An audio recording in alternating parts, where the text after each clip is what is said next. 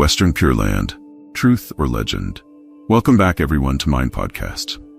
In ancient legends, paradise seemed to be free of any troubles, and they always enjoyed endless peace. It appeared that they were the happiest beings in the world. However, in Buddhism, heaven or the celestial realm is not the best place. Heavenly beings are still sentient beings and remain in the cycle of birth and death. In reality, there is another place, one better than heaven, and that place is the kingdom of Amitabha Buddha. Buddhists call it the Western Pure Land. So, who had the sudden thought of the Western Pure Land? Why is it said that there is a Western Pure Land? Do they provide any evidence to convince us that a real Western Pure Land exists or not? To be honest, at first, I didn't believe at all that a Western Pure Land existed. But after I learned about Professor Wang Defeng, a philosophy professor at Fudan University in Shanghai, and read through the Tripitaka Buddhist scriptures, I must admit that my view on the Western Nirvana has truly changed. All of these mysteries will be revealed in our story today. Before we begin, don't forget to like this video and subscribe to our channel to watch more interesting videos. The Western Pure Land is closely associated with and inseparable from the Pure Land school. So, what is the Pure Land? If Zen Buddhism emphasizes meditation to open wisdom and directly perceive the nature of reality as a path to enlightenment, helping people attain liberation from suffering. If Vajrayana uses esoteric rituals and mantras to achieve quick enlightenment as a path suited for those with special spiritual faculties and willing to endure hardships, then the Pure Land School focuses on reciting the name of Amitabha Buddha to seek rebirth in the Western Pure Land. This is considered a practice that is easy and suitable for all levels, circumstances, and abilities of each individual.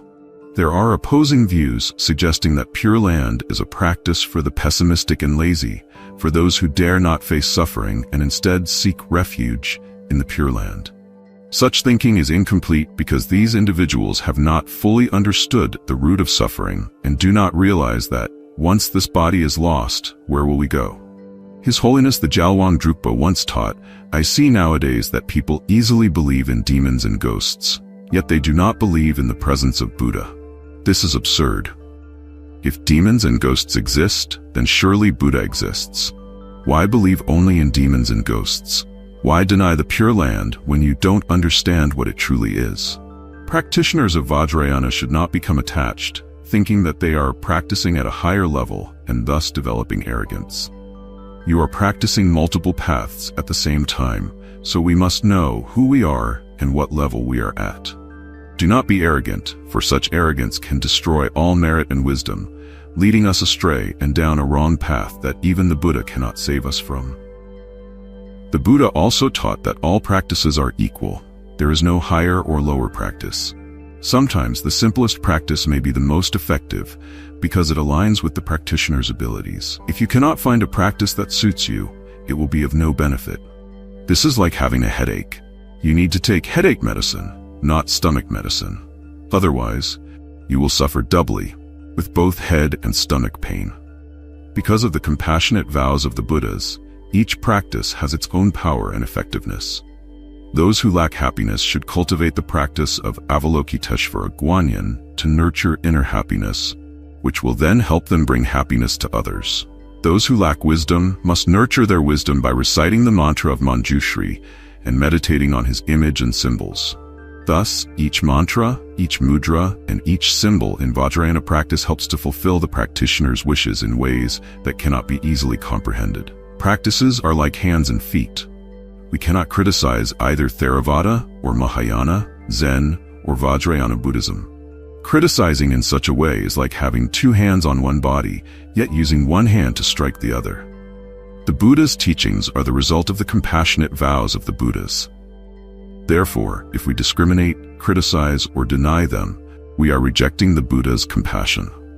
In the Pure Land practice, the focus is on the purity of all phenomena and the purity of the Buddha nature. Therefore, practitioners must meditate on the Buddha, recite the Buddha's name with single-minded concentration, and contemplate the Pure Land to purify their minds. By doing this, they seek rebirth in the Pure Land, so that when they leave this body behind, they can continue on the spiritual path to achieve enlightenment. Professor Wang Defeng, a philosophy professor at Fudan University in Shanghai, stated, "I recite Namo Amitabha Buddha thousands of times each day to attain the Western Pure Land. You may have to do this for several decades." The Pure Land school teaches that if you sincerely recite Namo Amitabha Buddha when you pass away, the Buddha will come and guide you to the Western Pure Land. You will be freed from the 6 realms of samsara and forever leave behind this world of affliction. Then you might wonder, how is that possible? Can you really attain the Western Pure Land just by reciting Namo Amitabha Buddha? How could it be so simple? Is the Pure Land school a scam? If all you need to do is recite Namo Amitabha Buddha, who will practice meditation? Who will follow the Vajrayana tradition to worship the Master? If you think this way, I completely understand how you feel.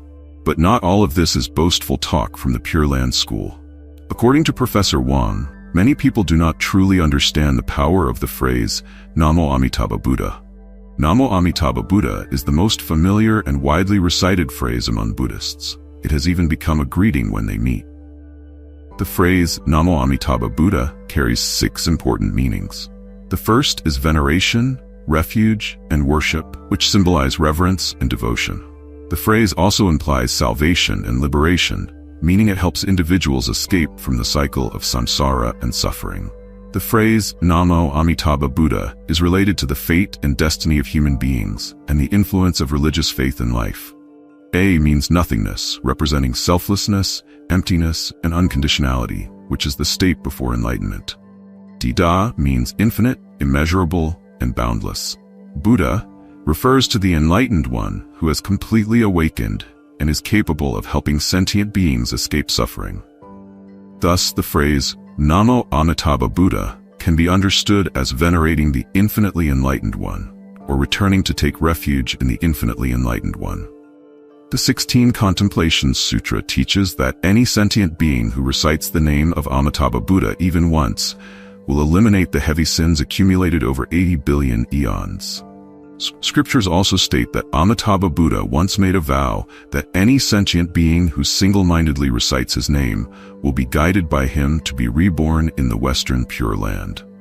This phrase is now commonly used by Buddhists to greet each other, reminding one another to strive for enlightenment and live according to the Buddha's teachings. Amitabha Buddha is the most widely venerated Buddha in Mahayana Buddhism. His name is understood as infinite life, infinite light, with his light of wisdom shining upon countless worlds and possessing immeasurable merits. He appeared long before Shakyamuni Buddha. According to the larger Sutra of Amitabha, there was once a king named Dharmakara, who, after hearing of Buddha's teachings, renounced his throne and became a monk. He took the name Dharmakara Bodhisattva and made 48 great vows to save sentient beings. Among these vows was a great vow to purify a world and transform it into one of the most beautiful and purest realms, where any sentient being who recites his name will be guided there upon their death. Later, Dharmakara fulfilled his great vows and became Amitabha Buddha. His purified world is often envisioned by Buddhists as the Western Pure Land. In temples, you can recognize the statue of Amitabha Buddha by the following characteristics. His head adorned with spiraled hair, his eyes gazing down with a gentle expression of compassion, a faint smile conveying his vow to save sentient beings, and he is often draped in a red robe. Amitabha Buddha may be depicted standing with his right hand raised to shoulder height, pointing upward, and his left hand lowered to waist height, pointing downward, with both palms facing forward. In each hand, the index finger and thumb touch to form a circle. According to historical records, Shakyamuni Buddha is the enlightened one and the teacher of the Saha world. He once lived on this earth and founded Buddhism. The Saha world, which is full of suffering, is the very earth where humans reside.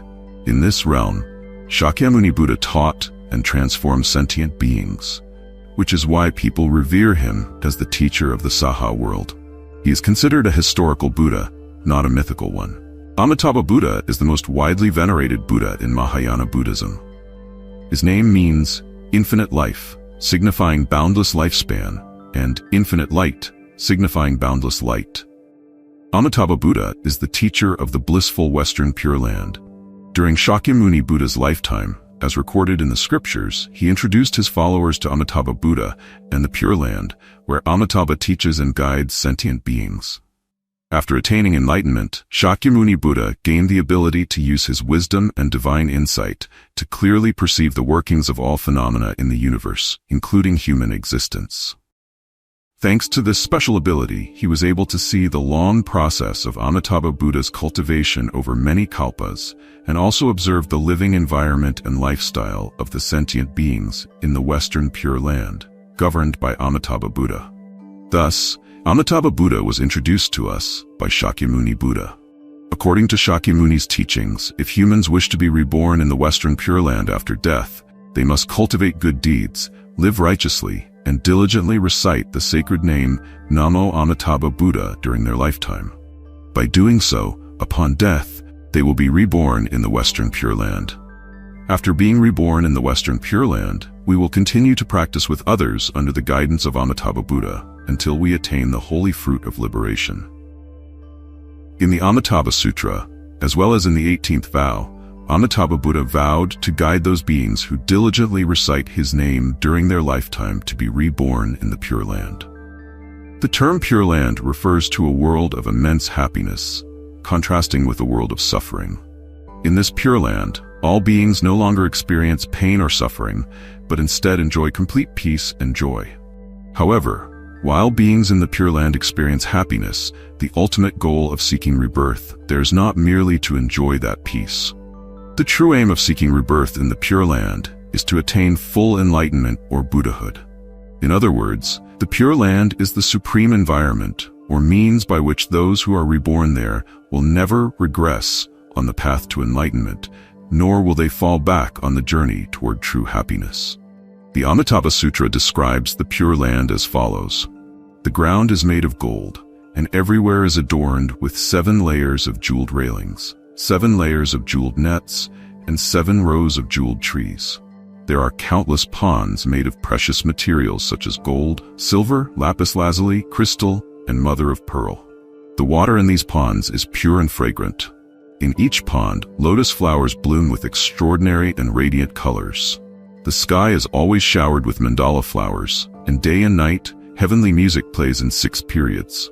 The air is filled with harmonious sounds from beautiful birds, such as cranes, peacocks, parrots, and saris, all created by Amitabha Buddha to proclaim the teachings such as the 5 faculties, 5 powers, the 7 factors of enlightenment, and the Noble Eightfold Path. Aside from the described living environment in the Amitabha Sutra, the core element of the Pure Land is the presence of Amitabha Buddha, its teacher, along with innumerable saints and people. Amitabha Buddha's radiance shines across the 10 directions, and his lifespan is boundless. His infinite light symbolizes great wisdom, and his boundless lifespan symbolizes compassion. Amitabha Buddha wishes to remain in the world for a long time to continue saving sentient beings.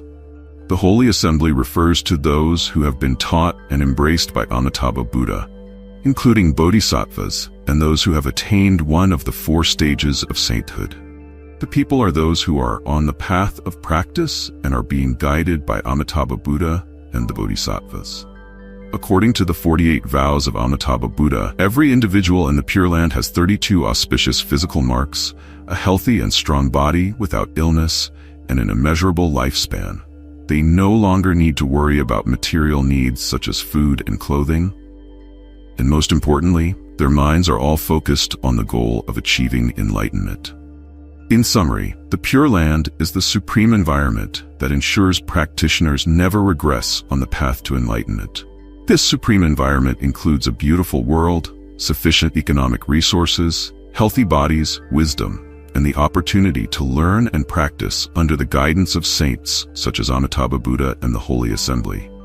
Anyone with a determined mind, living in such a good environment, with stable health, economic conditions, and the encouragement of virtuous friends, will eventually reach their set goal, sooner or later.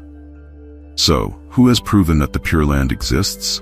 In the Amitabha Sutra, Shakyamuni Buddha and countless Buddhas from the 10 directions repeatedly reminded the assembly at the Lotus Pond to believe in the existence of the Pure Land.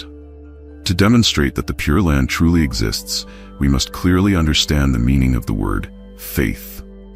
In Buddhism, true faith means believing in the Buddha, the Dharma, teachings, and the Sangha, community of practitioners. According to the Avatamsaka Sutra, to dispel doubt and establish firm faith in the practice, the Buddha allowed the monks to question and carefully investigate his complete enlightenment. After that, the Buddha advised the monks to cultivate faith as follows. I place my faith in the teacher. He is the one who has fully awakened. The Dharma is skillfully taught, and the Sangha is practicing the path to liberation. Furthermore, the Buddha emphasized that this faith must be based on understanding and reason. How does this kind of faith, as taught by the Buddha, relate to faith in the existence of the Pure Land? Belief in the existence of the Pure Land is fundamentally based on belief in the Dharma, meaning belief in the Buddha's teachings, specifically the teachings of karma, cause and effect, dependent origination, impermanence, suffering, and non-self. In other words, we believe in the Four Noble Truths, and based on the law of karma and cause and effect, we come to know or believe in the existence of the Pure Land. The law of cause and effect is a universal law that not only operates across various realms, but also within the domain of human morality. When it comes to morality, if we create bad karma, the power of that bad karma will lead us into a lower, suffering realm. Conversely, if we create extreme bad karma, we will be reborn into realms of extreme suffering, such as hell, the realm of hungry ghosts, or the animal realm. On the other hand, if we cultivate extremely good karma, we will be reborn in the Pure Land. This extremely good karma refers to the practice of reciting Amitabha Buddha's name, combined with actions of body and speech rooted in compassion, aligning with the nature of Amitabha Buddha. Thus, our belief or knowledge of the existence of the Pure Land is based on the law of karma and cause and effect. The law of karma and cause and effect is a universal principle that we can all perceive and experience in our own lives. This is the meaning of faith based on understanding and reason, as taught by the Buddha in the Avatamsaka Sutra. Here, an important question arises.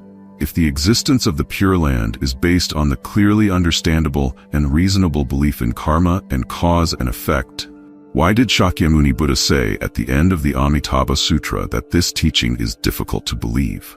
The phrase difficult to believe must be understood as not living or practicing. Even though we intellectually understand the law of karma and cause and effect, we may not live or practice according to that understanding. When we know something, but do not wish to live by that knowledge, that is what is referred to as difficult to believe. Most of us prefer to believe in and live by things that offer immediate gratification, such as the promise of eternal happiness through wealth, fame, and material comfort, and we live by them with our hearts. In reality, however, wealth, fame, and material comfort are impermanent and cannot bring eternal happiness to human beings. Another important point that must be raised here is that many Buddhists who practice the method of reciting the Buddha's name believe in the existence of the Pure Land based on certain personal reasoning and experiences. These personal reasoning and experiences need to be explained and supplemented by the light of the teachings on karma and cause and effect. A classic example is the story of Venerable Master Kuan Tin. On October 25, 1967, at Maitan Nam Temple in Fujian Province, there was a sudden commotion. Why? Because the temple's abbot, Venerable Kuan Tin, while seated in meditation in the temple, suddenly disappeared. They searched the entire temple but could not find him. It was thought that the master had gone into seclusion to meditate in some cave. Thus, the monks and lay people of the temple hurried out to search over 100 caves, large and small, on the nearby Vanku mountain. However, they found no trace of him. Even a rescue team was dispatched to search the nearby lakes and deep ravines, but still, no sign of the master was found. Enthusiastic followers even searched the surrounding villages and towns, but after several years, there was still no news. Eventually, everyone assumed that Venerable Kuan Tin had passed away and entered rebirth in the Pure Land. Slowly, the search was called off. 6.5 years later, Venerable Kuan Tin suddenly reappeared before everyone. So where had Venerable Kuan Tin been all this time? According to the master himself, he had been in a cave meditating. Venerable Kuan Tin was said to be at the Maitreya Cave on Jushian Mountain in Deihua County, Fujian Province, and had never left even for a moment. In fact, people had searched the Maitreya cave, but for some reason, it seemed that the master was either invisible or had entered another dimension, making it impossible for anyone to see him. So, what had Venerable Quan Tin been doing for those 6.5 years? The master explained that his spirit had the good fortune of traveling to the Western Pure Land. Although it felt like he had only stayed there for one day, he had actually spent the entire time in that realm. What did he experience during that time? We will explore this in the next video. Through Venerable Quan Tin's story, we have more reason to believe in the existence of the Western Pure Land. He had recited the name of Amitabha Buddha his entire life, and thus he was given the opportunity to visit that realm, practice there, and return to the Saha world to spread the Dharma. According to the Amitabha Sutra, to be reborn in the Western Pure Land, beyond establishing faith in the existence of the Pure Land and its supreme environment, practitioners must make a vow and practice the recitation of the Buddha's name. Vowing here means to vow for rebirth in the Pure Land, which is extremely important. In the Amitabha Sutra, Shakyamuni Buddha and the Buddhas of the 10 directions repeatedly encourage sentient beings to make the vow to be reborn in the Pure Land, as this sets the goal and ideal for one's journey.